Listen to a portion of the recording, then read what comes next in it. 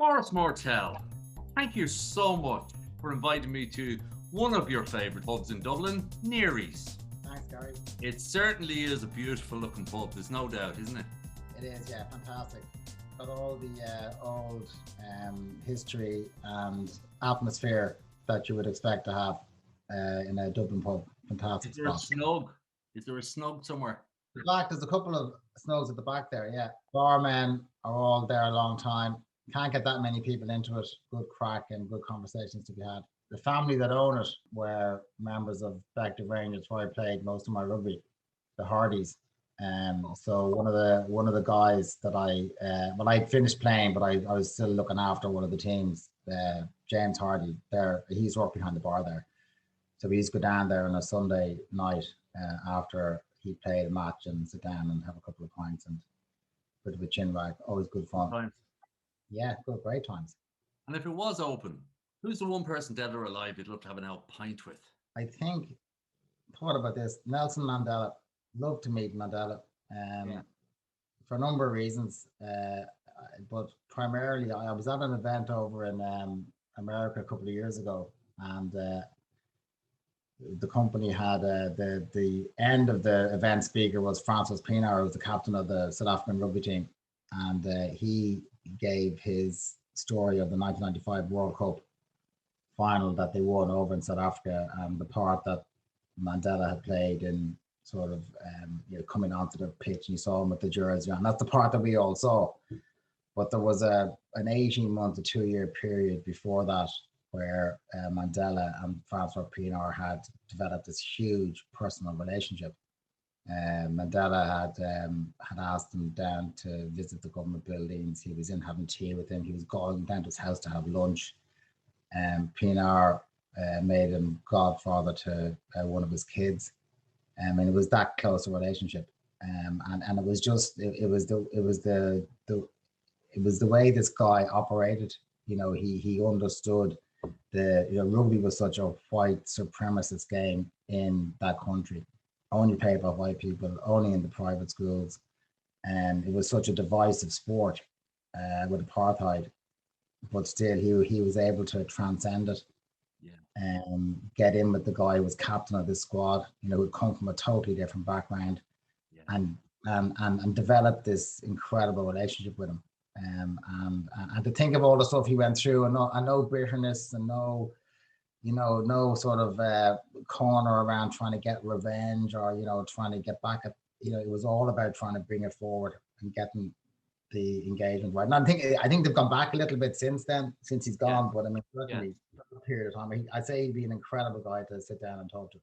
Because I do recall from an observer, and the name suggests Pienaar, and he was a tall blonde guy, so he would have been a manifestation nearly of all that was the oppressive side of things. Because you're right, you're so right what you say. Most of us who wouldn't know that story would have seen it nearly because we're used to politicians kissing the babies and cutting the ribbon. Whereas that sounds like he made it an effort not just for it to be that sort of symbolic thing.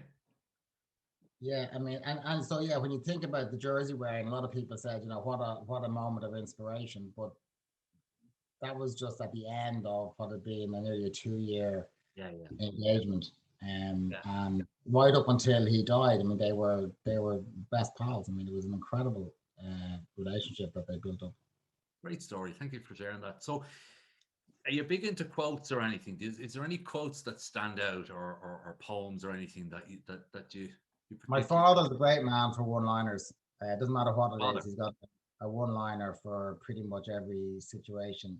But there was one which he only ever used to give the end of, and I always wonder where did that actually come from. So I spent some time figuring out where he'd heard it from somebody else, but I don't know whether he'd actually ever researched the background to it. But it's, and you can apply it for loads of different instances, but it goes for when that last great scorer comes to write against your name, he writes not whether you won or lost, but how you play the game.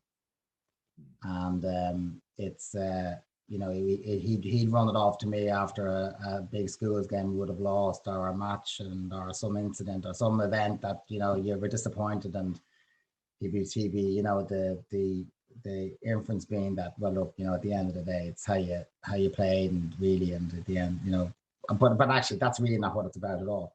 No, it's about how you live your life, and it's not about winning or losing, but how you play the game.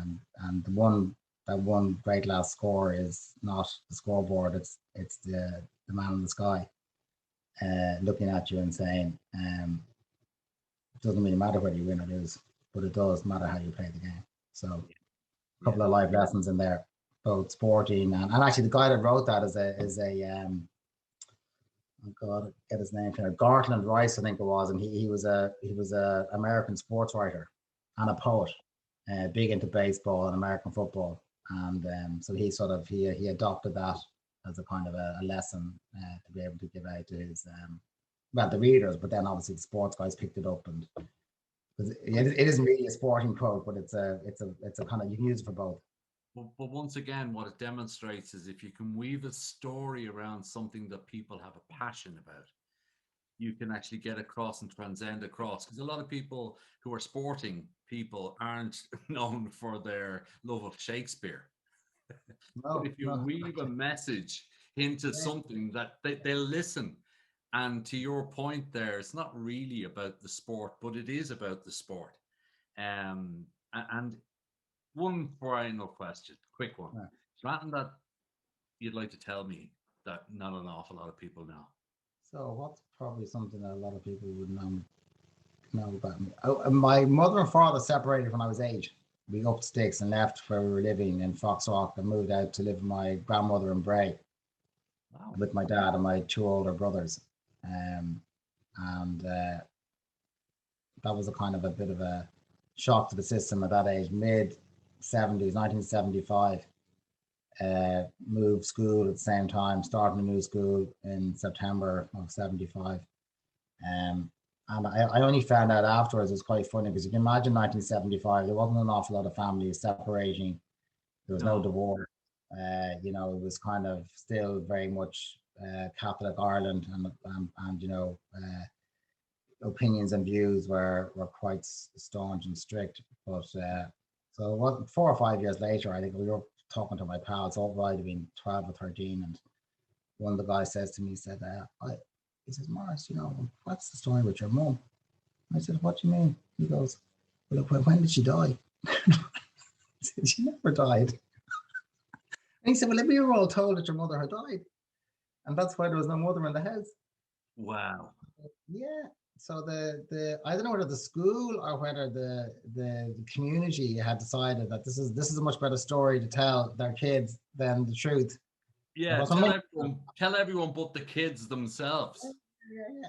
So the view was that, so no one ever asked me because they all thought she was dead. So no one upset me.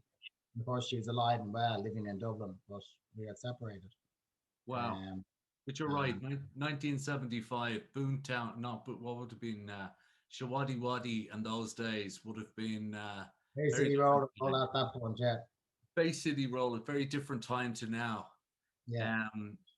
We don't have a lot of time, but I'm thinking that's maybe where you got that resilience from, Maurice, and your ability to adapt to change, which is one of your great attributes, I think. It certainly makes you very independent, and that can be good and bad. You become very, you know, self-sufficient at a very early age, so you can sort of adapt to lots of things and take a fair bit along the way and not get too upset. Can't ever get worse than that. It'll be kind of the back of your mind, you know what I mean? And do you see yourself as a Dub or a Wicklow man? Depends on who I'm talking to. I know I'm a Bray guy. I mean, look, I've been out here since I was 8. I mean, I moved. You know, I've got a lot of pals, obviously, that I played all my rugby and went to college in town. A lot of that sort of network are still from there. Yeah. We've got a great bunch out here in Bray, and my old school pals are still hanging around. So, you know, I'd say Bray is more realistic. So, Maurice, it's been short and sharp. Thanks for bringing me to Neary's, even though it's not real, by the way. I'm not really here. Next time maybe we'll do it for real. Oh no, for sure. Well, we both bring in books of poetry. We'll look in number 7 jerseys, I think he was. But thanks a million, Maurice. Stay safe.